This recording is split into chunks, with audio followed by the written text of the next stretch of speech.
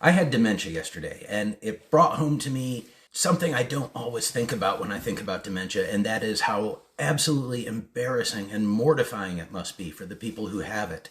Now, when I say I had dementia yesterday, what I mean is I went to a virtual dementia experience, and in those experiences, they will give you glasses that simulate macular degeneration. So there's like a small hole in the middle that you can look through, and it's kind of clouded.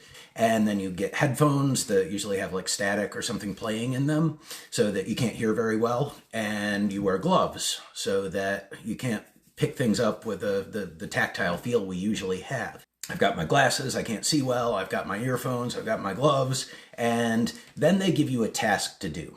And my task yesterday was find the purse and get a checkbook out of it. And so I'm walking around the room trying to find this purse. And I'm almost thinking that they're kidding me because I can't find it. And finally, on a desk, I find that purse.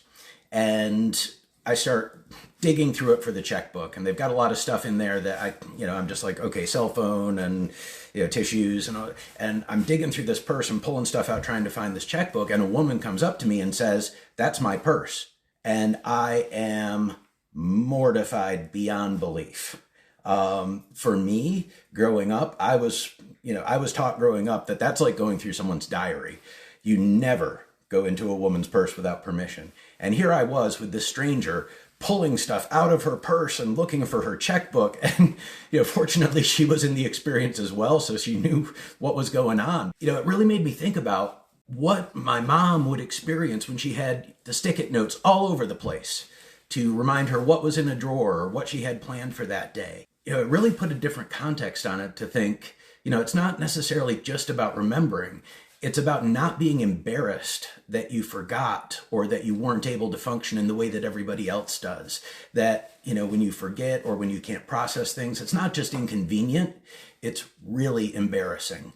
And that was a great wake-up call for me. So I got to have that experience yesterday, and again, it wasn't part of the plan. You can't really plan something like that, but that was probably the most impactful dementia simulation I've ever done, and I'm really grateful for that.